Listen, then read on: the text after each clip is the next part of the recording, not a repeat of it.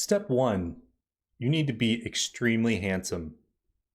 Step 2, you need to know how to juggle.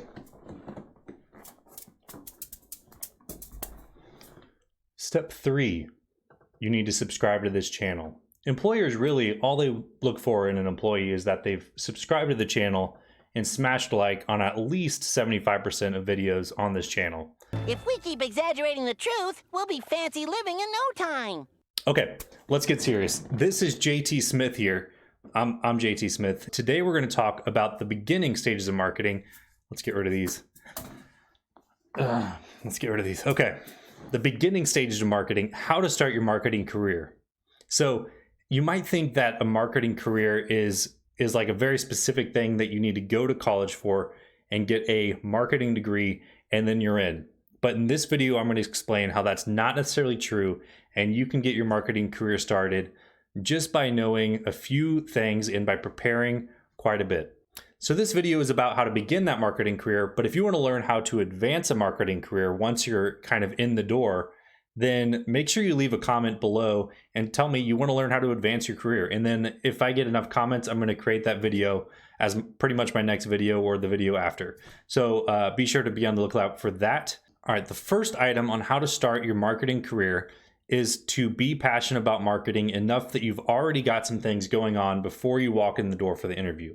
So that includes building a website for yourself, creating a great LinkedIn profile and social media profiles, and probably putting out a YouTube video or a blog post or something that looks really, really good. Show enough passion to show that you've done some marketing outside of your job. Now, entrepreneurship and marketing come very hand in hand. And so a lot of times if you're doing something entrepreneurial, then marketers and marketer hirees and interviewers will look at that as sort of a step towards marketing. So for instance, someone on my team started a photography company. We weren't hiring a photography position on my team, but he had done all the work to build a website for his company, to market himself on Facebook, and to build quite a good brand for himself for that marketing company. And so, or for that photography company. And so in order to hire him, all we had to do is say, hey, show us that website. And we looked at it and we said, that's a great website. These are the people who are kind of hungry to learn, hungry to get going with whatever task you want to give them. And they come up with great ideas for your marketing team. So number 2, if you're signing up for a marketing position that's in an area that would make sense to have a portfolio, then you should have a portfolio. Good example would be if you're showing up for social media, marketing position, then maybe you should show them a few social media accounts that you made. And they could be, they could be as simple as a cat meme page or something, but you just need to show that you've kind of created content in that area and that you have skills. You want to eat food in America? Please, look farther none than Dunkin' Dunce. America run no dun dun. Spubby, Eef Freef. Wheaties old-fashioned Hergesburgus. Bubgerkurg. Have it, in a way. Tinkle outside the binkle at Taco Baco. Number 3 is come knowing exactly what you're signing up for. So a good example of that would be we've had people apply for my team, which my team is advertising specifically with digital ad platforms like Google search ads, Facebook ads, and native ad platforms. And so people will come and apply and they'll be like, oh, I design websites. And you're like, oh, great. Show us like the websites you've designed and what you've done to promote them. And they'll be like, oh, I just kind of go to school for design and I like design. And then we'll be like, okay, great. Have you ever designed an ad or written an ad or something? And they'll be like, well, for a group project once I made an ad or a commercial for Boeing or something. Okay, great. And a lot of times people will apply for internships or a position without really knowing that they're applying for an ad platform position, even though that's usually in the job description when we put it out on the requisitions. So come knowing exactly what area you're applying for and have some of the lingo down for that area. You don't have to be an expert on it necessarily, especially if you're applying for an internship or kind of a broader entry-level position. Just make sure you know some jargon around that. And know what the specific team you're in job you're applying for, know some of that jargon, and also know some of the jargon of the company you're applying for.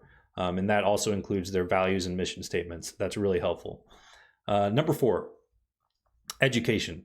Now, I'm not asking you to go to college and get a degree in all these areas, but I'm just going to throw out a list of subjects that if you come to an interview and you know some things about these subjects, then it'll really help you get through that interview, especially if you're talking with some experienced marketers.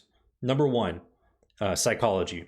Marketing is mostly, I would say, psychology, because if you know how people will respond to a message or a communication that you have, then you'll be much more likely to get a good response back to buy your product, to view your brand favorably. So every little aspect of marketing can in some ways be boiled down to a level of psychology. What's the copy that you're writing? What are colors that you're using? How big are your buttons on your website? These are things that, sure, you might not know, like, what size will people respond to with psychology, but you'll know that there is something you should look for, and it's related to psychology. Number 2, statistics. You don't need to know formulas. You don't need to be an expert or have a degree in statistics. When you are designing something and you want to know, does it work? You need to do a statistical analysis or a test of significance on that experiment. And so that's just kind of a basic thing you need to know.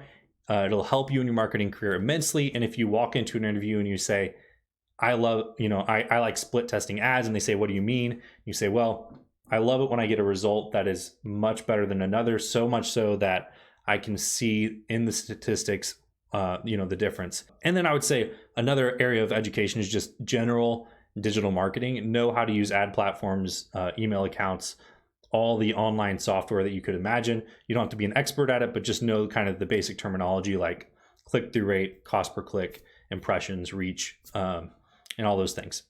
Brand awareness, lift. That's part of the jargon thing, but also just general knowledge of how to use those online platforms. And also, if you want to be a well-rounded marketer, you should look up those things. And luckily, my channel has a lot of resources that you can watch and enjoy, and hopefully that'll help you build that knowledge. Number 5 is be prepared to accept a job in an area of marketing that is not necessarily the specific one that you're interested in. So for me, when I entered my career, I had an open mind about what I wanted to do. I was very passionate about digital marketing. I knew that I wanted to do digital marketing of some kind, but I really wasn't sure what area I wanted to do. So what I did was I applied for an internship with an advertising team as a paid search intern. Now, paid search was something I had logged on to Google Ads before, but I wasn't really an expert on it. And so I applied for the internship and I showed them all these marketing things. But before, I, of course, researched what Google Ads was all about. I looked at so many blog posts and websites about Google search marketing, especially from the paid side of things, that when I got my foot in the interview and had the impressive, website that I built and personal brand and stuff that they were interested in, it really helped that I then was able to talk about these Google Ads things, and I'd even gotten a certification on it, which was pretty easy to get. And so these are things that really helped me get my foot in the door. And at the time I was thinking, I would be happy to be anywhere in digital marketing. And I don't know if paid search is for me, but maybe I'll get into SEO from here, or maybe I'll get into Facebook marketing or whatever. And at the time I joined the team, and I've been on that team ever since. And so I quickly learned that that is the area I wanted to be. But I've known other people in my marketing department who have switched from their internship area, or they got an entry-level position on that team after the internship, and then they went over to a different team. So even if you're joining an entry level in an area that is not necessarily where you want to go, it'll really help. Once you're in that marketing department, you can start building those connections with those other teams. And then when the time comes that you say, I really want to try something different, and I think I'm passionate and good at this thing, and they're hiring or whatever, then it'll be pretty easy to have that conversation with those people. And number 6 is to network.